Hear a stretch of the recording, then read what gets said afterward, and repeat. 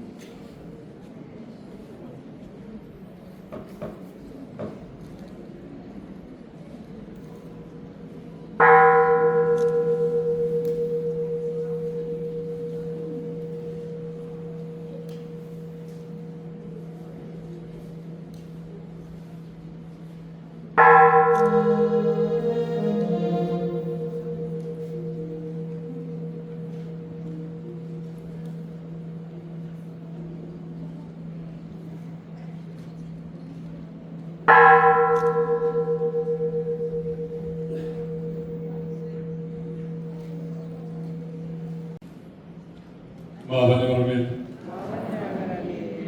형제 여러분 한 주 동안 안녕하셨습니까?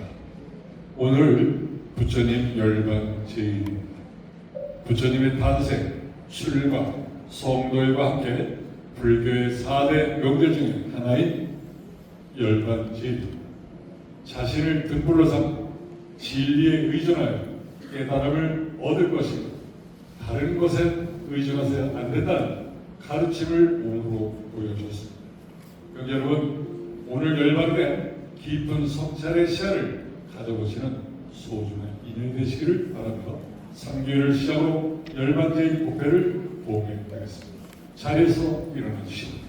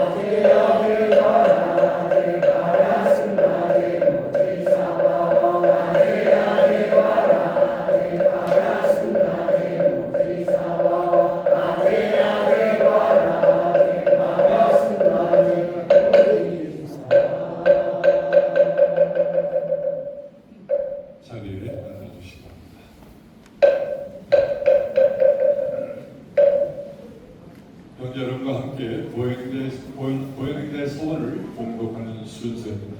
오늘은 참회문입니다. 불강교전 161쪽, 불강의법 27쪽, 법요집 97쪽을 펴신 질감나무로 함께 봉독하시겠습니다.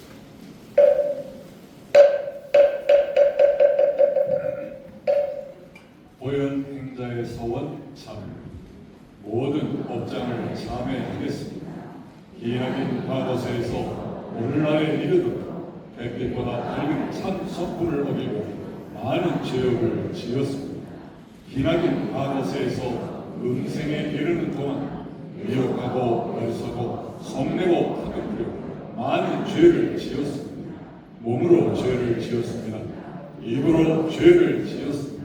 생각에만 있을 뿐 행위나 말로 나타나지 아니한 죄도 또한 많이 지었습니다.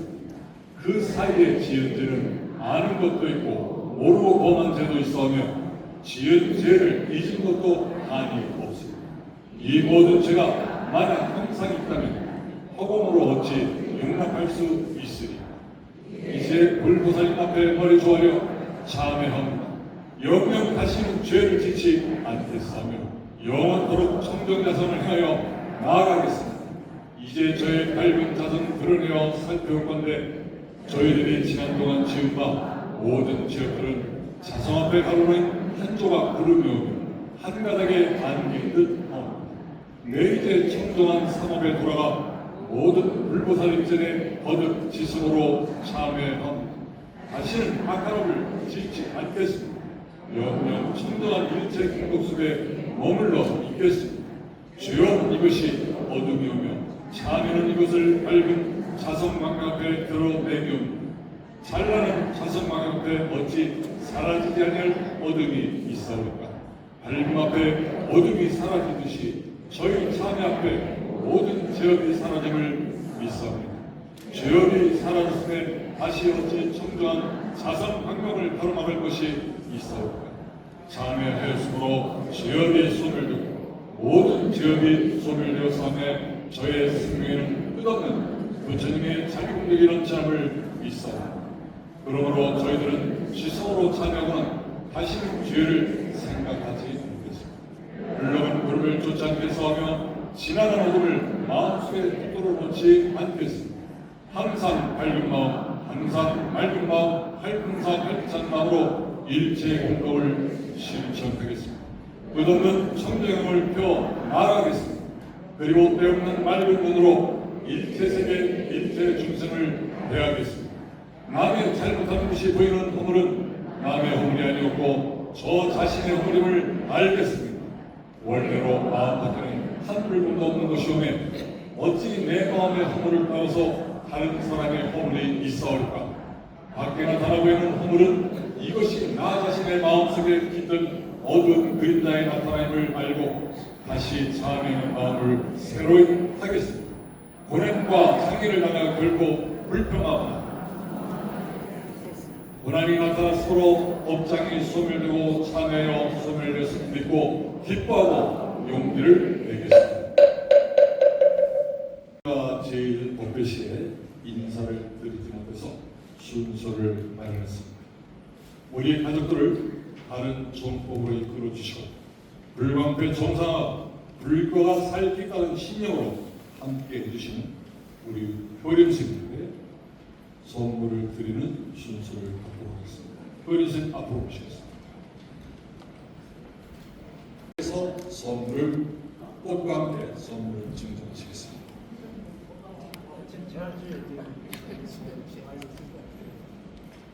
그리고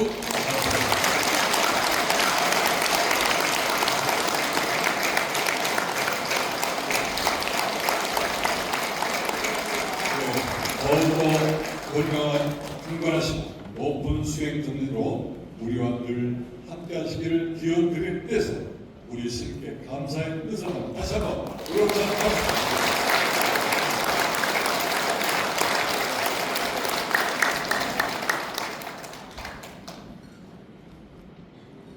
이어서 효림 스님께 법문을 참여하는 순서를 하겠습니다.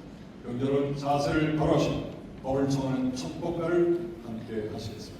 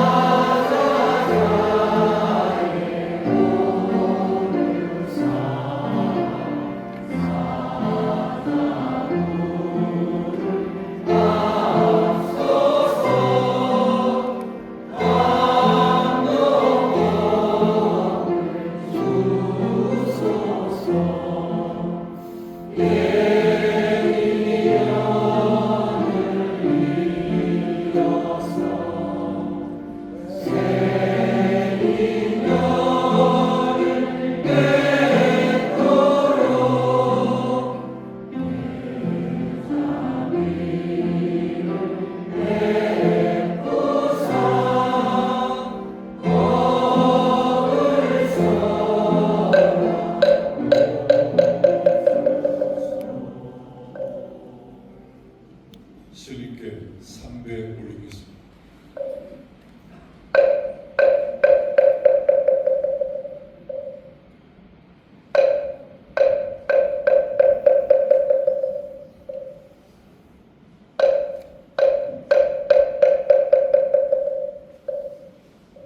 여러분 자세를 다리가시고 맑고 고연함으로 입장하시겠습니다.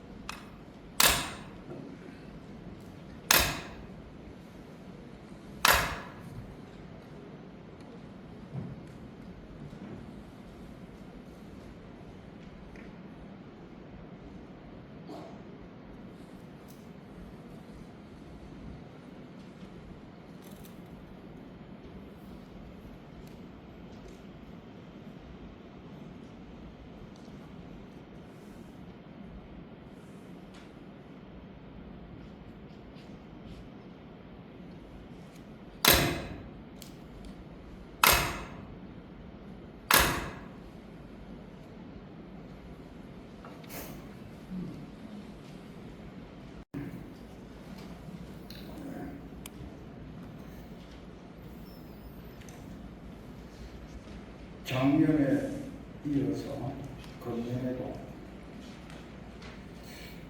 보답을 하는 좋습니다. 좋은데 아울러 참 이게 설법을 하기 전에 청법가라는 걸 하면서 등 높으신 스님을 법을 청한다 이렇게 돼 있잖아요. 마땅히 참 이제 그 소리를 들을 때마다 내가 과연 덕이 높은 스님인가, 또 이렇게 많은 불자 형제분들 앞에서 정말 거룩한 부처님 법을 설명할 만한 그런 자격을 갖추었는가, 이런 걸 새삼스럽게 돌아보게 됩니다. 하여튼 감사합니다. 예.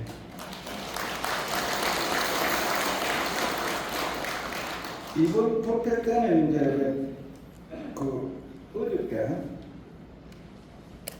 전화를 어제 아래부터 전화를 받아서 2번이나 받았어요. 그런데 한 번은 이제 보살님이 전화를 하셔가지고 부처님의 출가하신 날, 이렇게 출가하신 날에 대해서 설명을 해 주십시오. 또 조금 있으니까 처장님이 거사님하고 전화를 하셔가지고 부처님 열반제에 대하여 설명해 주십시오. 이랬어요. 그래서 그걸 이제 약속을 했기 때문에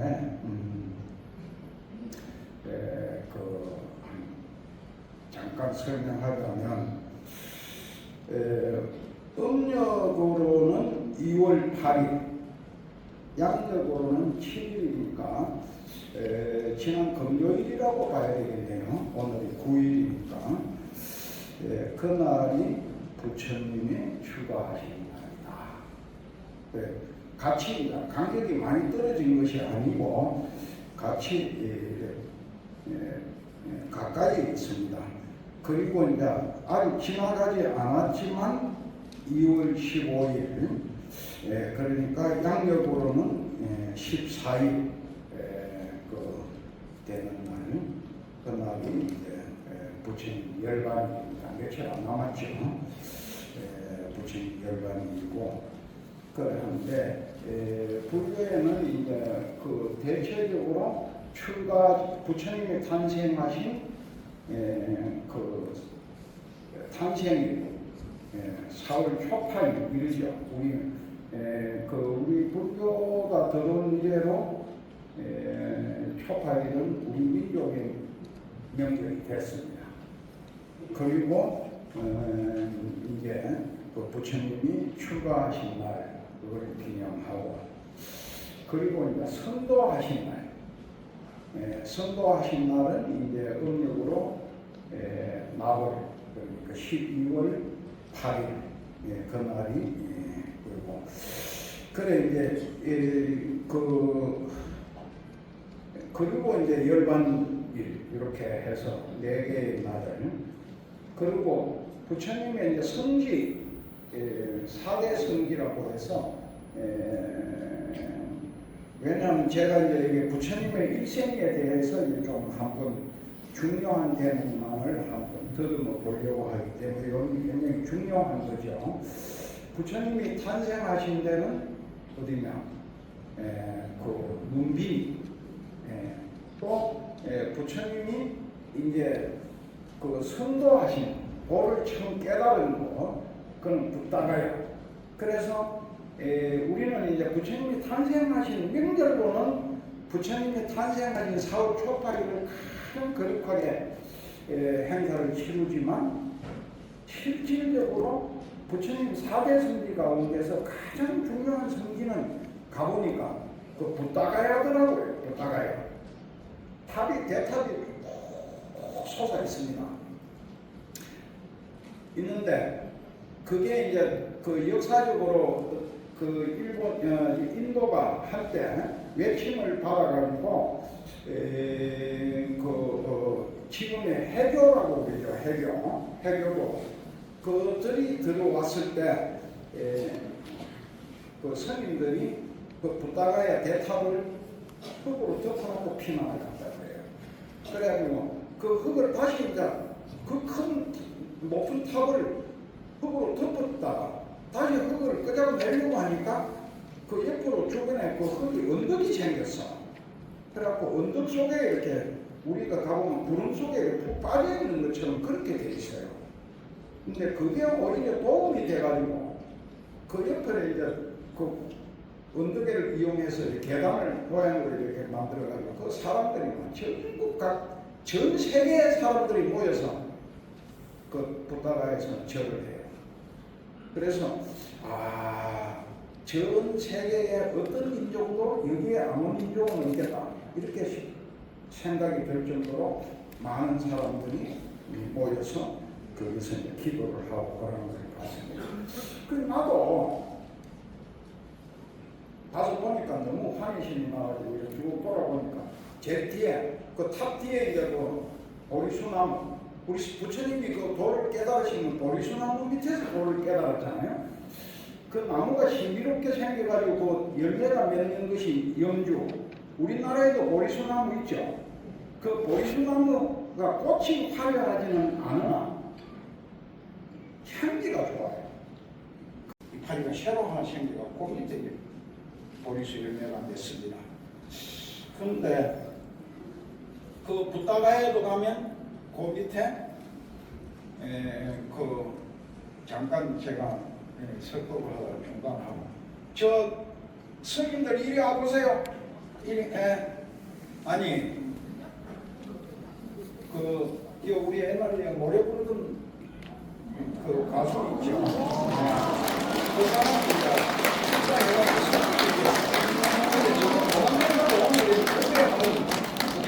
와보고 싶다고 해서 온다고 지금 안 돼요. 이리 와봐요, 이리 와봐. 우리 아무도 들어가고 이러게.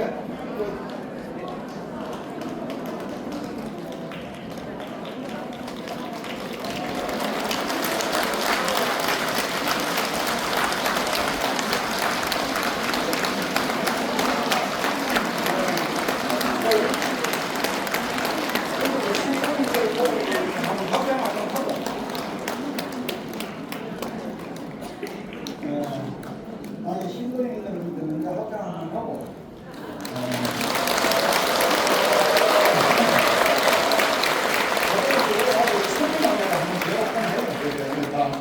선생님한테 그러고 나면 이제 여러분들하고 관계없이 설교할 테니까 조용히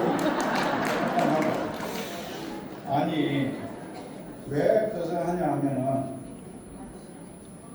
이렇게 신도님들은 이사를 시키냐 하면 요즘 출가자가 저리가고 이 종단이 아주 심각한 위기를 맞이하고 있습니다. 그래서 이런 사람들을 출가해서 스님 되는 이런 사람들을 잘 대접해야 되지 않겠나. 내가 아는 스님 가운데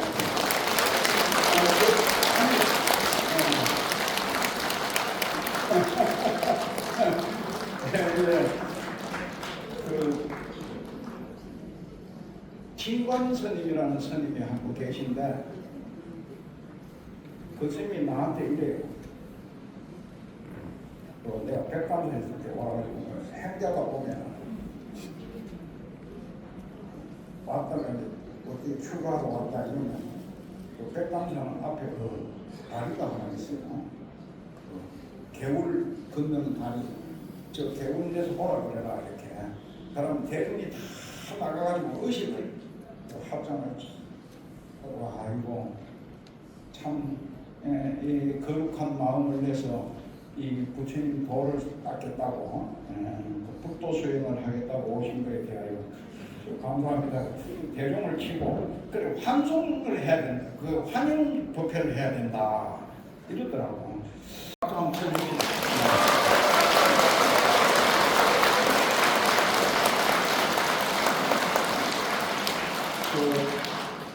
출가할 때의 마음을 잘 간직해서 장차 큰 아주 그 종단을 이끌어가는 큰 스님이 되도록 부탁드리겠습니다.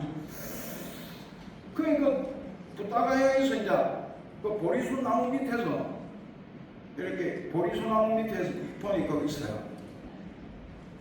흑인 하나가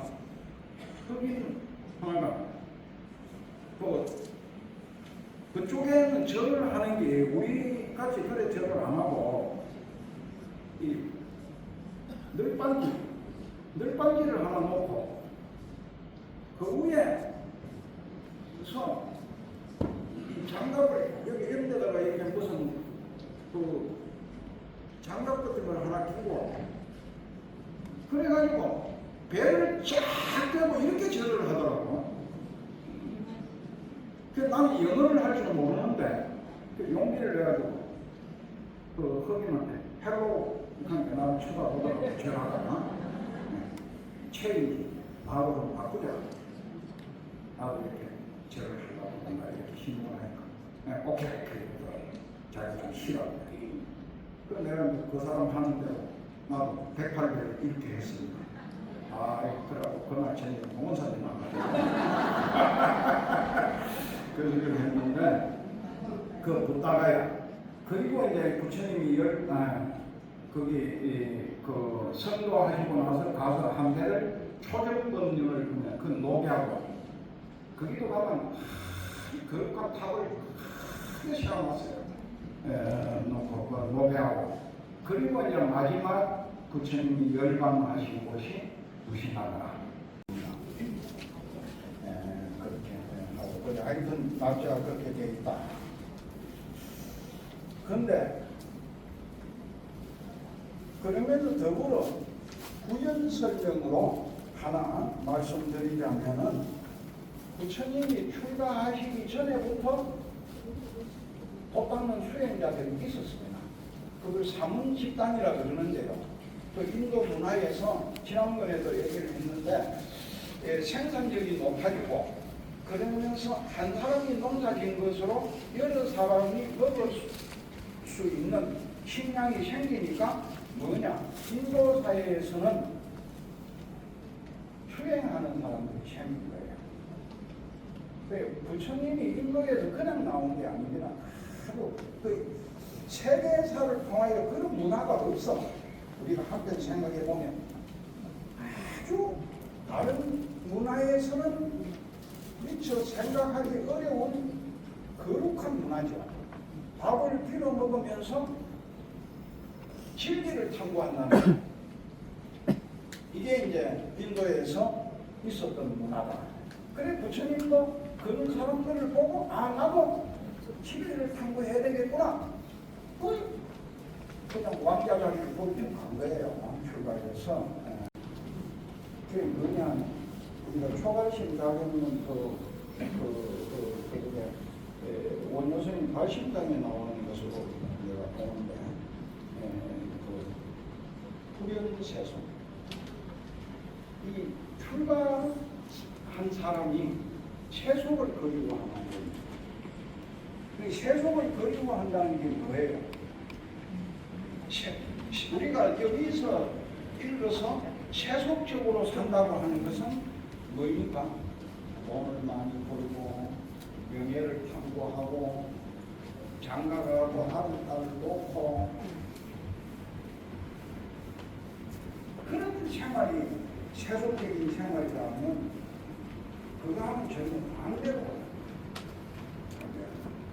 명예가 있으면 명예를 벌고 우리는 일찍 출가를 해가지고 명예가 없어갖고 다행히 명예 걸리는 거 이런 거에 대해서는 크게 고민을 안 했습니다. 근데 나는 출가할 때 나를 가장 나에게 걸림돌이 되고 어려웠던 것은 내가 우리 집의 종손입니다. 무려 16대 종손입니다. 그런데 내가 출가함으로 해서 이 종손이라는 직책을 벗어야 되는구나. 그게 참 가장 어려운 부분이었어요. 근데 그런 걸 버려야 돼. 지금 또 왕녀의 자리를 버렸다. 그래서 불연세속, 세속들의 명예라든가 재물을 탐하야 돼.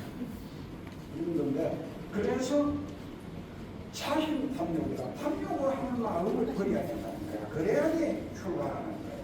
또는 정멸 이렇게 번역합니다. 정멸. 그래 우리가 저 부처님 사기를 모신데도 정멸보궁 이러잖아요. 그 정멸. 또 이렇게 부처님 그습을 그 열반의 경지를 표현하는 것이고 저 뭐 이런 큰 절에 가면은 대적광전 해인사 같은 데는 법당 이름이 대적광전 이래 돼 있잖아요. 대적 크게 보유하다 뭐 이런 건데 실제 이 말 속에는 우리 그 한문으로 번역할 때 정결이라 그러면 고요한 마음, 이 뭐 고요함 이런 그래서 번뇌망상이 완전히 소멸된 상태, 무심의 경지 이런 것을 일러서 열반이라고 한다. 이렇게 얘기할 수 있겠으나 그 의미를 속에 들다 보면 어떤 게 있느냐 하면 불이 꺼졌다 이런 뜻이 있다 그래요. 불이 꺼졌다. 그럼 왜 열반을 불이 꺼졌다는 말일까? 우리가 이 마음속에 있는 이 탐욕의 불꽃이 있습니다. 탐욕의 불꽃. 또 시기 질투를 하면 시기 질투의 불꽃이 일어나요. 화를 내잖아요. 진심을 하면 이 불이. 그래도 몸이 뜨거워지잖아요. 뜨거워지고. 그러한 불꽃이 깨끗이 사라지는 거예요. 그래서 애욕, 탐욕, 분노, 시기, 질투 이런 등등의 불꽃이 깨끗이 소멸한 것을 열반이라고 한다. 그런 겁니다. 그래서 그런데 이제 부처님 돌아가신 거, 또 스님들이 돌아가시면 열반 뭐 이러는데 그걸 이제 같이 그것도 왜 그렇게 부르는가 하는 것도 의미가 있어요. 근데 그거는 뭐 더 내가 설명하지 아니하여도 잘 아실 것으로 보고 하여튼 그 열반은 우리 마음속에서 일어나는 불꽃이 꺼지는 상태를 열반이라고 한다. 유오 무오에 오니 대신 추불식 신불오무 무여시 어디가 무슨 말인지 잘 모르죠. 그 해석을 근데 이거 해석하는 신뢰를 좀 써야 되겠다 하는 생각을 했어요. 나는 잘 모르고 있는데 문자가 이렇게 와서 이거 뭔가 하고 한번 들어가 보니까 그 법에 했을 때 이렇게 내가 이런 거 해석하고 거부하는 거 했는데 내가 하는 말이 앞뒤가 부서가 안 맞고 질서가 전혀 없는 것 같은 걸 크게 깨우치게 해주는 것이더라고 보니까요. 그게 개성을 설명하는 데 있어서도 보다 더 구체적으로 좀 또박 우리 국자 형제분들께서 잘 알아들으실 수 있도록 설명하는 데 신경을 써야 되겠다 이렇게 생각합니다.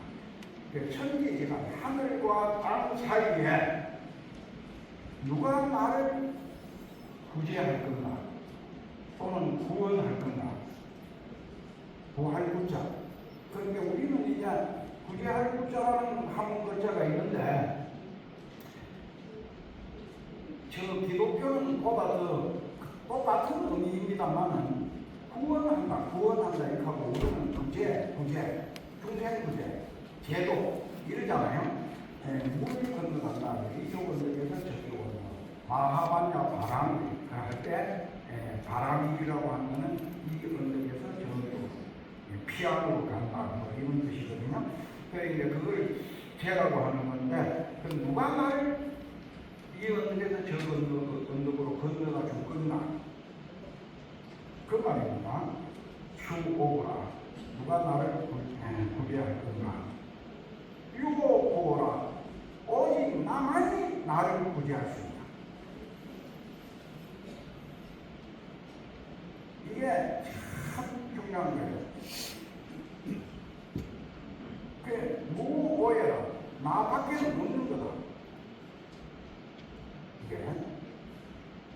아무리 사랑하는 사람이 있고 아무리 내가 내 배 아파서 낳은 자식이라도 그 삶을 대신 살아줄 수가 없어요. 지금 문명이 발달해서 휴머노이드 시대가 열렸다.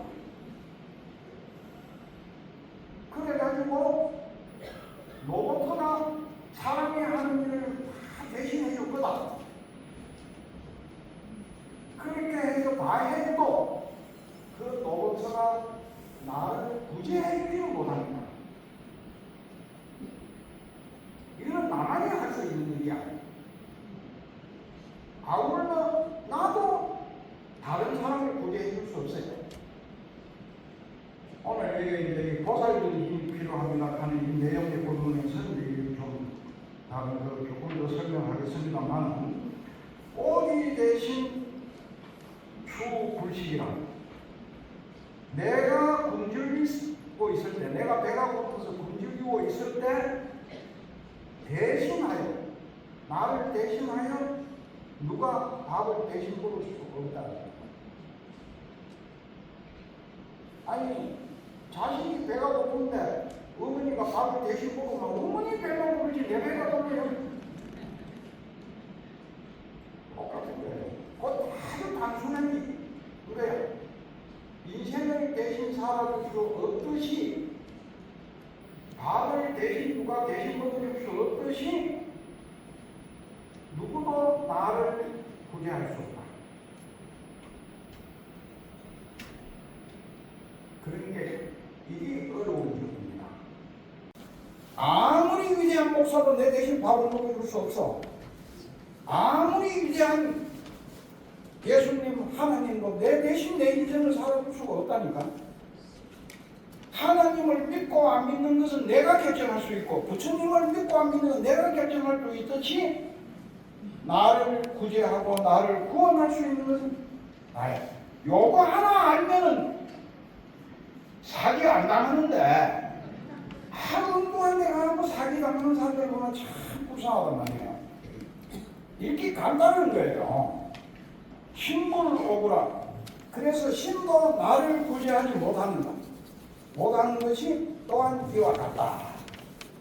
밥을 대신 먹어줄 수 없는 것 같이. 그래서 신통이 아무리 자제하고 무소불능의 능력을 가진다 할지라도 누가 나를 구제해주지 못한다 하는 거, 이걸 알아야 돼요. 그래서 불교는 어떻게 하냐, 자기가 자기를 구하는 종교야. 자기가. 내가 전에 얘기했죠. 돈으로 할 수 없는 일이 없습니다. 이 세상에 돈으로 다 할 수 있어요. 얼굴 못난 사람 돈 있으면 걱정 없습니다. 성형외과 몇 번만 들랑달랑하면 얼굴이 예뻐져 버려. 아, 요즘 그런 시대잖아요. 에? 아니, 애 터져서 바라는 게 있고 원하는 게 있으면 돈이 다 해주잖아요. 돈이. 그런데 돈으로 못하는 게 있다 이거야. 뭐 누가 그래? 사랑은 돈으로 못합니다. 너 그거 잘 못하고 있고. 네 주머니에 돈이 있어봐라. 서로 너를 사랑하려고 와서 줄을 서는.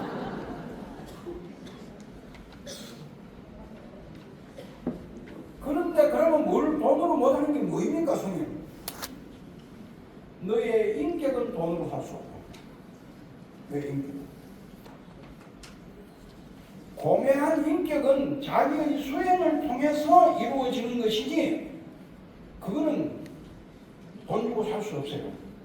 그렇듯이 네가 진리를 깨닫는 것은 너 스스로의 노력으로만 이룰 수 있는 거다. 너의 아름다운 인생은 돈으로 살려고 하지 마라. 돈으로. 로또 당첨되면 인생이 아름다워질 것 같은 환상을 가지는데, 아니 내가 그런 다큐멘터리를 봤어요. 미국에서 촬영한 다큐멘터리인데 미국에는 로또에 당첨되면 우리나라에 뭐 몇십억 이런 게 아니야. 수천억. 그 우리나라 가가지고 미장원에서 가발 만드는 걸 한 여인이 미국 로또에 그 몇천억짜리 로또에 당첨이 됐어요. 아니 내가 다큐멘터리 보고 하는 소리입니다. 팩트예요. 편하게 편하게 앉으세요. 그런데 그 여인이 10년 후에 가서 보니까 노숙자가 되겠더라. 노숙자. 길게 얘기할 게 없습니다. 그래 대부분이 아니라 99%가 로또 당첨된 사람 인생 실패했거든. 인생. 그래 또 로또 당첨되면 큰일 납니다. 마누라가 로또에 당첨되면 신랑한테 이혼 소송장을 내고 신랑이 로또에 당첨되면 마누라에게 이혼 소송을 건다는 거예요. 다 그런 거는 아니겠지 그러면은. 그게 이제 그런 게 돈이다 하는 걸 하고 그래서 했습니다. 이거 하나씩 다 가지고 계시죠? 같이 읽는 것보다 제가 읽을 테니까 눈으로 따라 읽으십시오. 아니 나도 이제 불광법에 조금 익숙해져가지고 옛날 큰 스님 그처럼 여러분들 불자님 이렇게 한 것보다 형제 불자 형제님들 형제 그 말을 좀 사용해야 되겠다. 그런 생각을 많이 해요.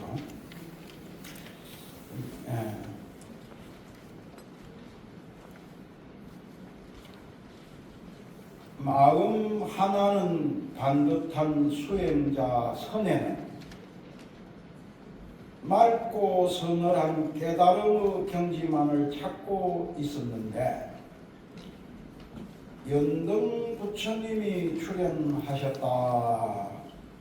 바람같이 들리는 그 말을 따라 길을 나서자 같이 수행하던 500명의 수행자들은 노자로 쓰라고 돈 500명을 모아 주었다.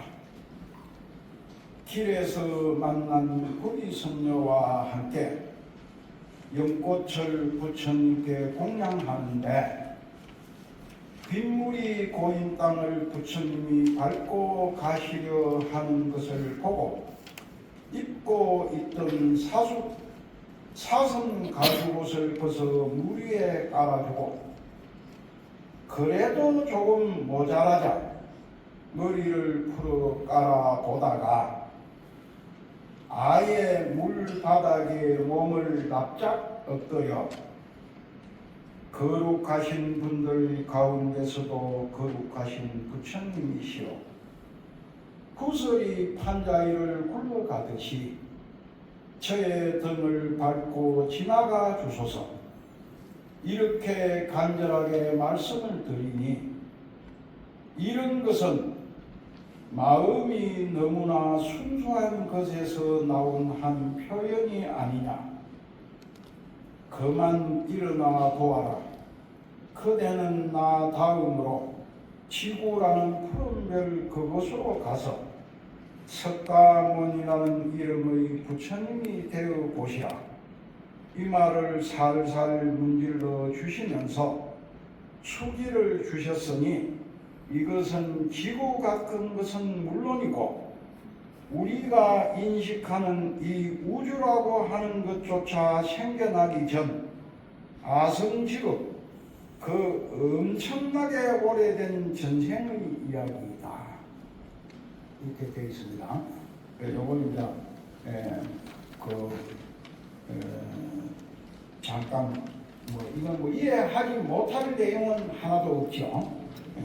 하나도 없을 것으로 봅니다. 그러나 또 조금 살을 보태서 설명을 해야 되겠는데요. 지금 현재 여러분들은 다 보살이라고 그러잖아요. 보살.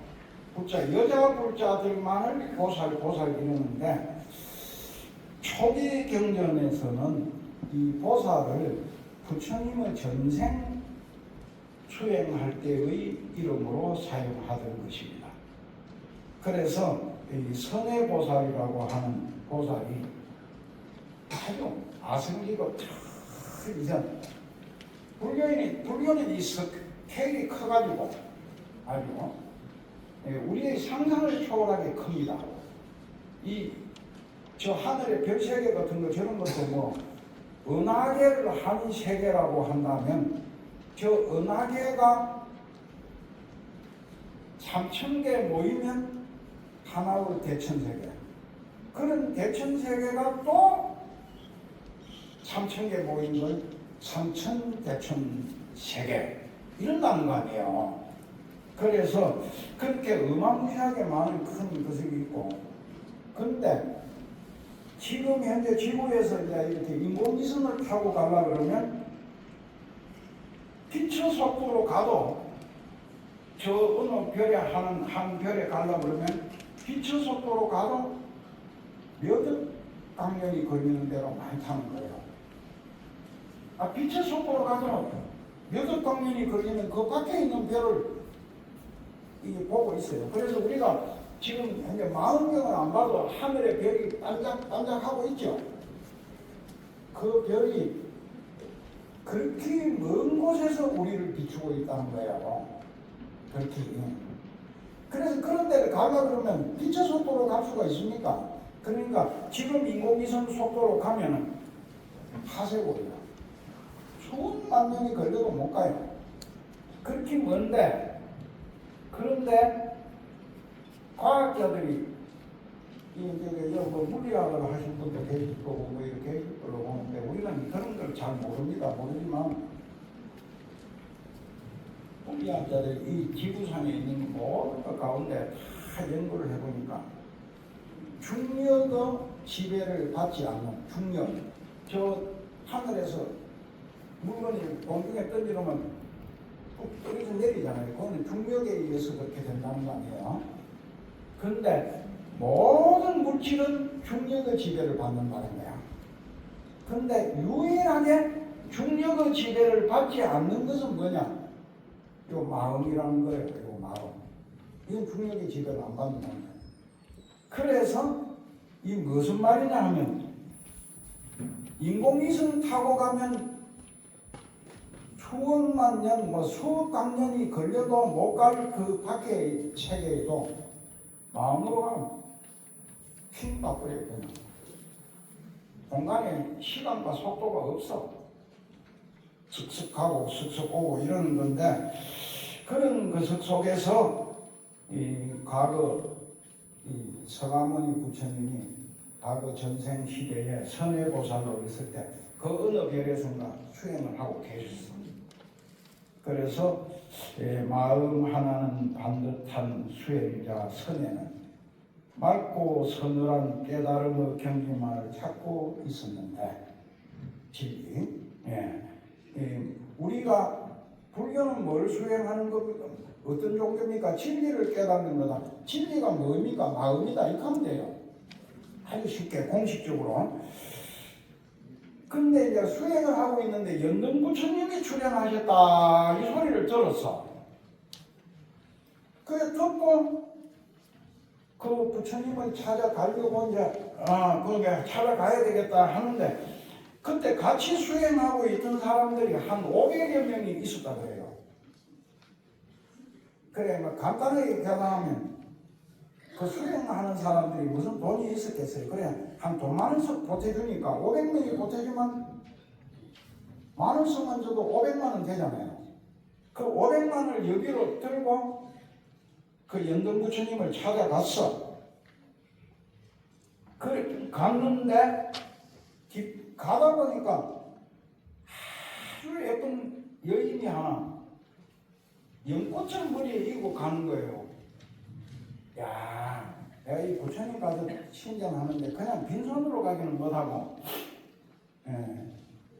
그게 뭘 하나 선물 가졌네. 저 연꽃점집을 사가지고 부처님께 선물로 바쳐야 되겠다.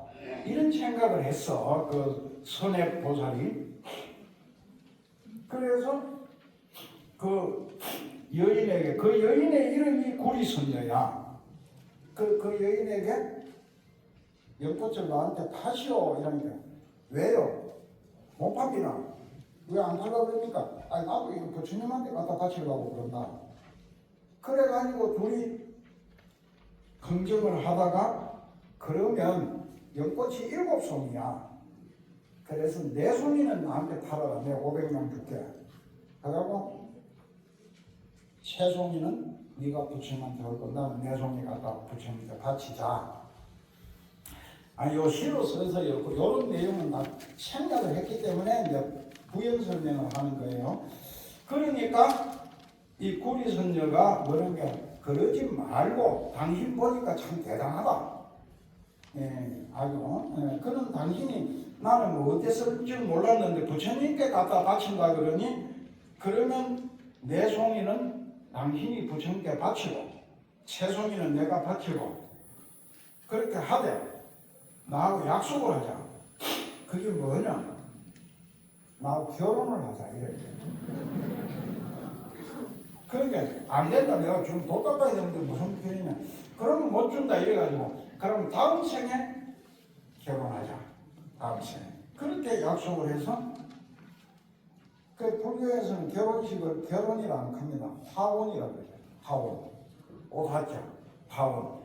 그리고 불교에서 이제 결혼식을 하는 그 행사할 때는 그 부처님께 여자는 3송이를 갖다 바치고, 보통 연꽃이 없으면 뭐 장미꽃을 바쳐도 되고, 뭐 다른 뭐 꽃을 바쳐도 됩니다. 그래 갖다 바쳐서 남자는 그 4송이를 바치고 7송이를 부처님께 바치는, 그렇게 해서 그걸 화원이라고 한다. 그렇게 생겼어요. 그래가지고 이제 부처님 보니까 연도 부처님이 오신다고 그러는데, 그 서울에 이렇게 온다 그러니까 서울 사람들이 다 나서서, 예를 들면 부처님을 맞이할 준비를 했을 거 아니에요. 그래 막 길을 쓸고 막 하는데, 아니 하룻밤 사이에 그 간밤에 비가 왔네. 그래서 다른 데는 나게 하는데, 부처님 마침 이 선에가 가서 부처님한테 연꽃을 바치고 절을 하고 이제 거절을 하려고 하는 순간 보니까 부처님이 밟고 지나가야 될 곳에 물이 고여 있는 거야. 그래서 입고 있던 사수 가지고, 지금도 그건 가죽옷을 뭐라 합니까? 무슨 땅이라 그러나? 나는 가죽옷을 안 입고 모르는데, 가죽옷 비싸잖아요 지금도. 그러니까 그 당시 구리선녀가 그 비싼 옷을 입고 있었던 모양이야. 사슴 가죽옷을 입고 있었는데, 그걸 벗어서 거기다 깔아줬어요. 근데 그걸로 다 됐으면 됐는데 부족한 거야. 그럼 머리를 풀어서 거기다 다시 깔았는데 그거 가지고도 부족해. 그래서 에이 모르겠다만 저 흙탕 바닥에 막 배를 딱 대고 막 납작으로 엎드린 거예요. 엎드리면서 한 말이 아름다워. 요 말이. 요거는 여기에 있는 거는 내가 이거 시를 쓴다고 맛깔스럽게 쓴다고 내 방식의 문자지만은, 요거는 그 경전에 나오는 그대로입니다. 후설이 판자리를 굴러가듯이 제 등을 밟고 지나가소서. 부처님에게. 요즘 이런 문화를 하면, 그래도 그렇지. 그게 사람이 그게 납작업 필요 하면, 옛날에는 말 타면은 그 한여라든가 이게 그 밑에 그 종이라는 신분이 있잖아요. 노예. 이런 사람들이 그 앞으로 나오고 뛰면 그 등을 밟고 말도 서고 이래요. 옛날에는. 옛날 그런 문화가 옛날에는 있지. 요즘은 이제 그런 거 하면 인권 침해고 아주 그런 게 하면 그 큰일 나지만은, 그 고대에서는 그런 문화가 있습니다. 있는데, 그런데 그런 문화가 있고 없고를 떠나서 구슬이 판자기를 굴러가듯이 동그란 구슬이 여러분 판자기를 이렇게 딱 굴리면 걸림이 없이 또로록 얼마나 잘 부처님 제 등을 밟고 가는데 조금 더 부담을 느낀다든가 미안한 생각 그런 거 하지 말고 차분히 밟고 가십시오. 이 소리예요. 예, 그래서 등을 밟고 지나가 주소서 이렇게 하니까 부처님이 그럼 밟고 지나갔느냐 그런 게 아니에요. 엎드려서 손을 잡고 이렇게 해가지고 야, 너 정말 훌륭한 사람이다. 예. 이런 마음은 그래. 예. 이런 것은 마음이 너무나 순수한 것에서 뭐 아주 어렵고 복잡한 표현을 빌릴 게 없어요. 그러니까 순수한 것에서 나온 표현이 아니냐. 그만 일어나 보아라. 그대는 나 다음으로.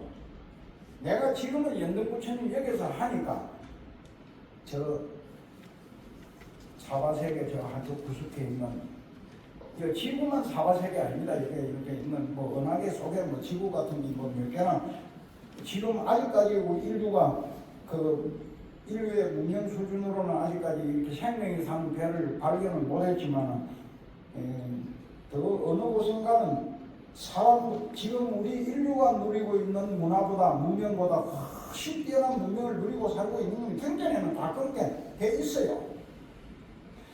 그런데 그런 별로 그곳으로 가서 이름은 서가모니, 서가모니라는 이름의 부처님이 되어 보시라. 그렇게 수기를 주신 거예요. 이 말을 만지면서 사기로 맞으면서요. 그래서 했는데 내가 이제 여기서 주목하는 부처님 전생 이야기가 많습니다. 그거 뭐 보면은 니그로다라고 하는 황금사자, 사슴으로 나와가지고 다른 여러 사슴 무리들을 이끌고 리더를 하다가 사냥꾼으로부터 그 사슴 무리를 보호하기 위해서 자기 몸을 던진다. 이런 얘기도 나오고, 뭐 이 부처님 그 전생 이야기들이 많이 나와요. 열반경에는 보면은 이제 그 수행자로 구석을 하고 있다. 개송 하나를 듣기 위해서 그 아기한테 몸을 던져서 주는 보시하는 그런 이야기도 나오고 많이 나오잖아요. 그건 많이 들어보셨잖아요. 그런데 유독 이 대목에서 주목하고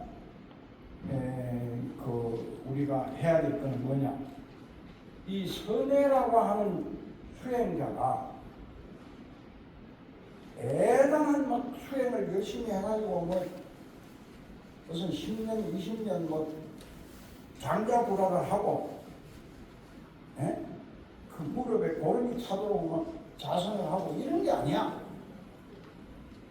그래가지고 부처님께 수기를 받은 게 아니야. 연등 부처님에게. 단지 그냥 그 비가 와서 고여있는 흙탕물에 자기 몸을 바짝 겉들인 그 하나, 그 희생정신, 그 아름다운 마음 하나 때문에 야, 너 참 훌륭하다. 다음 저는 서가모니라는 부처님이 한번 대봐라. 그래서 수기를 받았다는 거예요. 수기를. 이 적절한 비운지는 모르겠으나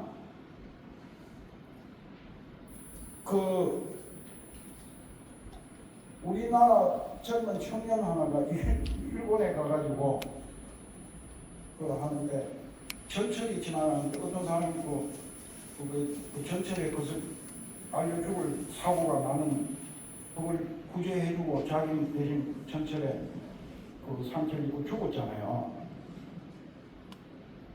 그러니까 일본 조야는 물론이고 일본의 천황까지 나와서 그 사람을 그래 그런 게 아름다운 희생 정신이다. 이런 거는 우리가 엄격하게 뭐 어떻게 하다 보니까 그렇게 그런 거룩한 희생을 하는가 이렇게 생각할 수도 있지만 그렇지 않습니다. 그 사람의 마음 바탕에 그러한 희생, 뭔가 이런 거룩한 마음이 자리 잡지 아니하고는 그렇게 하기가 어렵다. 이제 이 얘기를 마무리하는 뜻에서 말씀드리자면, 요즘 우리들을 돌아보면 얼마나 이기적입니까? 자식이 부모를 위해서도 희생 안 하려고 그래. 자식도 부모를 위해서 희생 안 하려고 하는데, 아내가 남편을 위해서 희생하고 남편이 아내를 위해서 희생하려고 하겠어요? 안 하잖아. 우리는 너무나 희생진심이 부족한 거야. 법화경의 핵심 사상이 뭐냐면 사무량심입니다. 사무량심. 이거 지금 그거 설명하려고 하면 그런데 간단하게 말해서 우리는 너무 이타심이 부족하고 남을 위해서 봉사하고 희생하려고 하는 마음이 부족해. 어떻게 해서든지 자기 이속만 챙기려고 하는, 정말 부처님이 되고 싶은 사람은 요 선의 보살이처럼, 아니 연등 부처님이 안 계셔서 난 못하겠다. 연등 부처님이 오시면 나도 선의 보살처럼 그 허탕물 앞에가 납작 엎드리겠는데, 그러지 말고 내 주변에 있는, 내 가까이 있는 모든 사람들이 다 부처님으로 보고 그 사람을 위해서, 그 누군가 한 사람을 위해서, 아니 우리가 한번 납작 엎드리 볼 수 있잖아요. 왜 그걸 못해?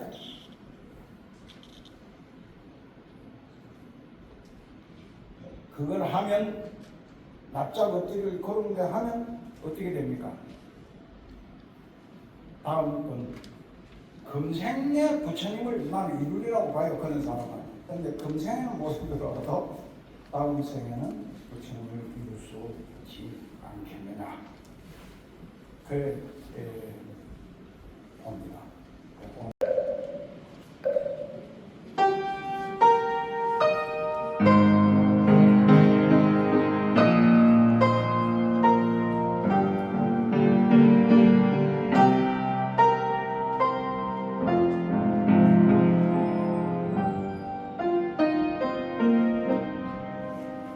사랑도 놓고 미움도 놓고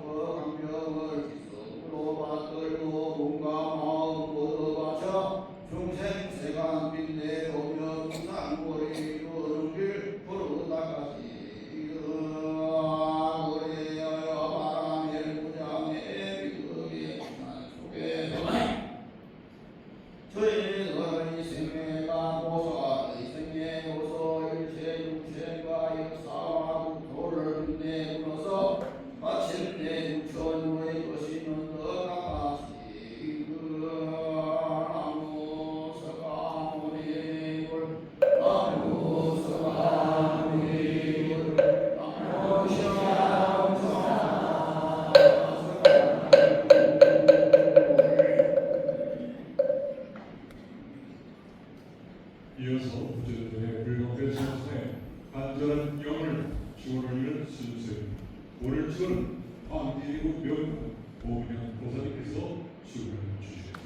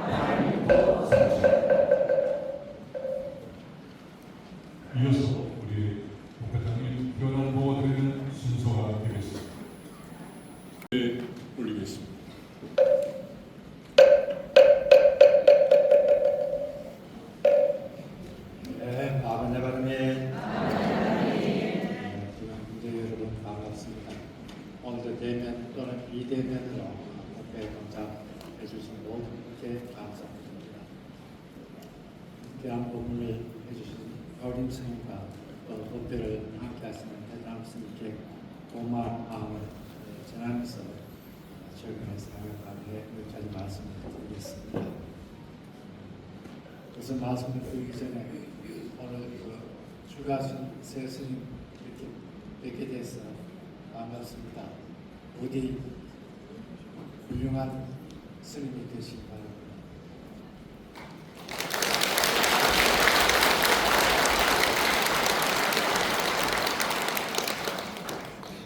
출가제일과 일반제일에 관해서 말씀드리겠습니다.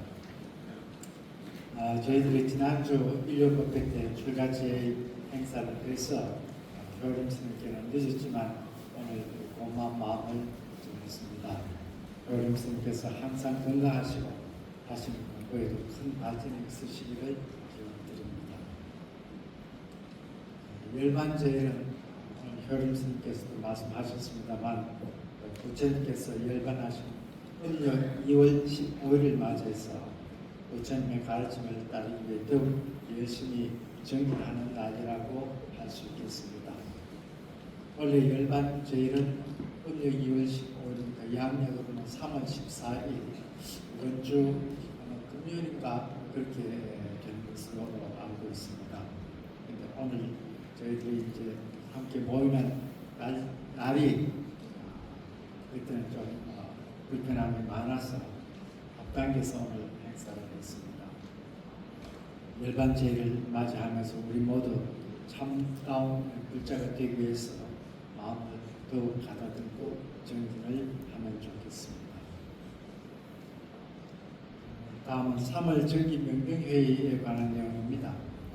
지난 일요일 3월 정기명등회의를 개최해서 3월 그리고 4월달의 행사 일정 등을 결정을 했습니다. 그 중에 중요한 내용 몇 가지를 말씀드리겠습니다. 먼저 3월 22일 토요일에는 용인에 있는 법륜사에서 명등 워크숍을 진행하기로 했습니다.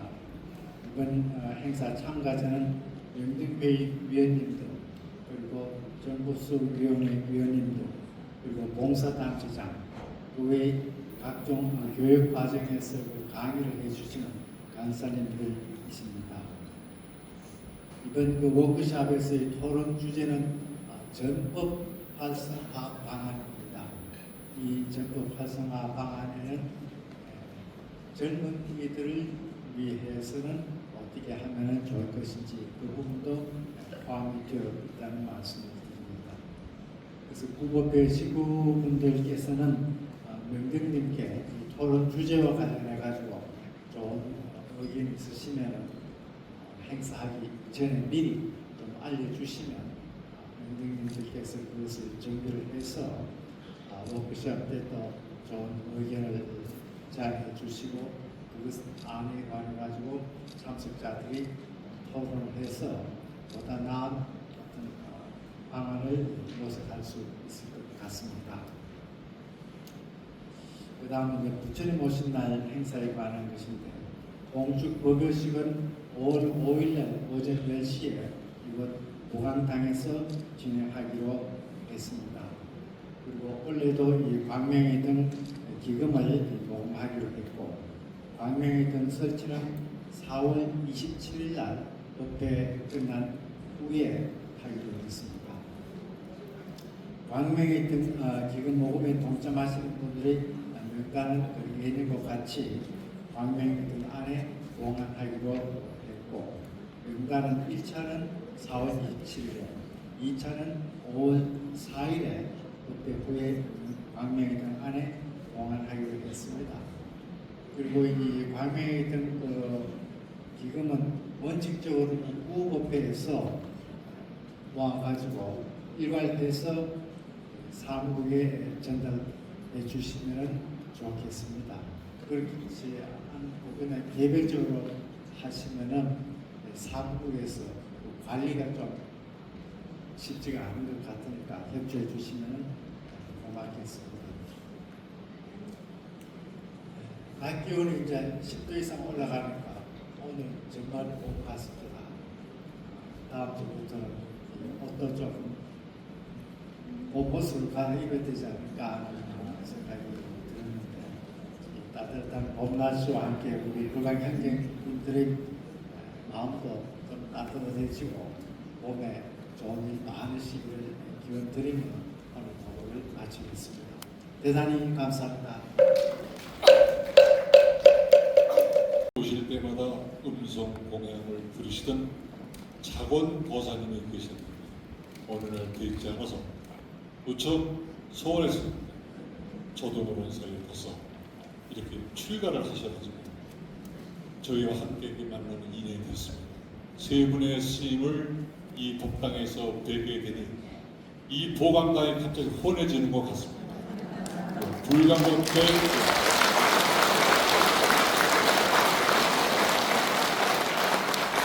그 스님의 출가하신 순수한 마음의 가슴이 뭉클해집니다. 앞으로 수행하시는 그 길이 비록 힘드시더라도 청정한 수행이 돼서 고생하고 어지럼 속에 빠져있는 우리 많은 중생들을 구하시는 청정한 스님이 되시기를 뜨거운 박수로 다시 한번 축복드립니다.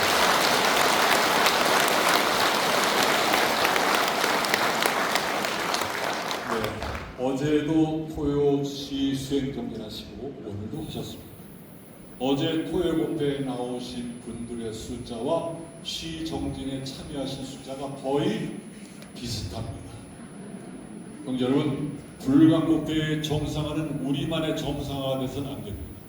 토요법회에 참석하신 형제 여러분도 우리 불광법회 가족입니다.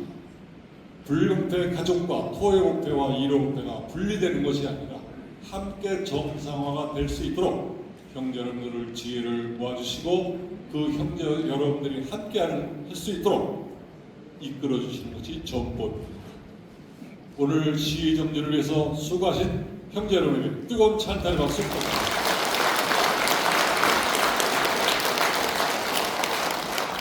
다음 주가 지장제일 법회입니다. 혹시 49제나 기대사를 모실 분들 사무실에 사무국에 접수를 부탁드리겠습니다. 그동안 제가 자세히 안 드렸는데 오늘 시간이 돼서 좀 말씀을 드리겠습니다. 우리 교육과정 4가지의 프로그램으로 운영하시는 우리 고사님들 수고 많으십니다. 우리 이분들을 위해서 다시 한번 뜨거운 찬양을 드립니다. 우리 불광의 소식을 유튜브나 카페를 통해서 볼 수 있습니다. 형제 여러분들, 소통은 바로 정상화를 앞당기는 큰 힘이 됩니다. 어떠한 의견이든지 사무국에 의견 주시고 급하신 우리 법회장님에게도 말씀을 주시면 그 의견을 수렴해서 더욱더 불광토의 정상화에 앞당기는 큰 자료로 쓸 수 있도록 도와주시기를 부탁드리겠습니다. 연합부 연락 주시기 바랍니다. 상담하셨을 때 주저하지 마시고 우리 연합부장님한테 연락 주시면 함께 슬픔을 함께 할 수 있고 또한 여러분들의 전법에 소중한 인연 공덕이 된다는 거 잘 알아주시면 고맙겠습니다. 그 다음에 법률, 세무 상담 받고 있습니다. 여러분들 가정사에 어려운 일이 있을 때 주저하지 마시고 사무국에 연락을 부탁드립니다. 우리 다양한 모양으로 봉사하시는 형제 여러분이 계시기 때문에 우리 불광법회가 원만하게 단단하게 운영되고 있습니다. 오늘 봉사해 주신 우리 형제 여러분에게 뜨거운 찬탄을 박수 부탁드립니다. 오늘 꼭 축도 좀 하고 가세요. 송파 11구 대원이구 형제 여러분들 오늘 법회가 끝나신 후에 청소를 꼭 좀 봉사 좀 부탁드리겠습니다. 법회 후에 법당 정리 좀 협조를 부탁드리고요. 오늘 귀중한 인연이 돼서 저희 법회에 처음 나오신 분 계시면 자리에서 일어났으면 감사하겠습니다. 안 계십니까? 새로 나오신 분, 예, 고맙습니다. 앞으로 나오십시오. 교사님 앞으로 나오십시오. 고맙습니다.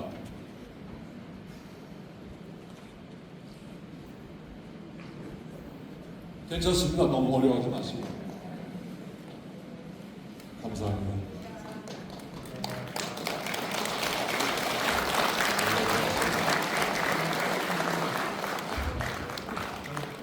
촬영 한번 하십니다. 예. 인증샷을 찍어야 우리 가족이 되죠. 고맙습니다. 감사합니다. 혹시 안녕하셔도 자세한 안내를 보강 앞에 안내하시면 새 보부교육팀에 안내를 받을 수 있습니다. 오신 것이 귀중한 인연입니다. 오늘 여러 가지 모양으로 꽃비를 내려주시고 떡과 술을 보시해주신 구법대 형제 여러분께 찬양의 박수를 부탁드립니다. 광명의 등 오연이 시작됐습니다. 형제 여러분, 제가 말씀드렸습니다. 광명의 등은 차별의 등이 아닙니다. 평등의 등이고 참여의 등입니다. 우리 형제 여러분들이 한 마음으로 그 등에 모든 뜻을 담아주시면 감사하겠습니다. 많은 동참을 부탁드리겠습니다. 다음 주 법회 안내 드리겠습니다. 지장자일 법회가 동행되고요. 우리 회담 스님께서 법문을 해주십니다. 축하드리겠습니다. 3월 22일 토요일입니다. 오후 2시 감동이고 선합 무산문 보살님과 권희정 보살님의 찬원 덕준군과 아라양이 아펠가모 2층에서 한촉을 밝힌다. 한 쌍의 신혼 부부를 위해서 축하의 박수를 드리겠습니다. 법회 보연은 나와 있지 않습니다. 기원드립니다. 3월 7일 보연 1부 2법등 대신 보살님의 친정 어머니께서 세상 인연과 이 땅을 가져갔습니다. 극락왕생을 기원드리며 불광 성가표 빛으로 불어서 3절을 함께 하시겠습니다.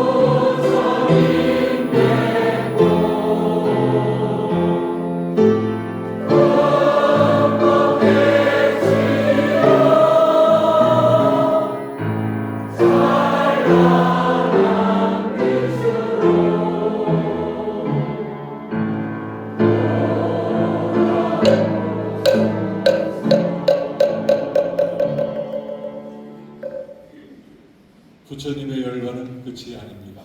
자등명, 법등명의 시작입니다. 내가 부처님을 깨닫는 것이 곧 열반입니다. 형제 여러분의 일상이 열반의 기쁨으로 가득하시길 합장 기원드리며 보현행과 사홍선을 끝으로 불기 1969년 열반제의 법회를 모두 마치겠습니다. 자리에서 일어나시기 바랍니다.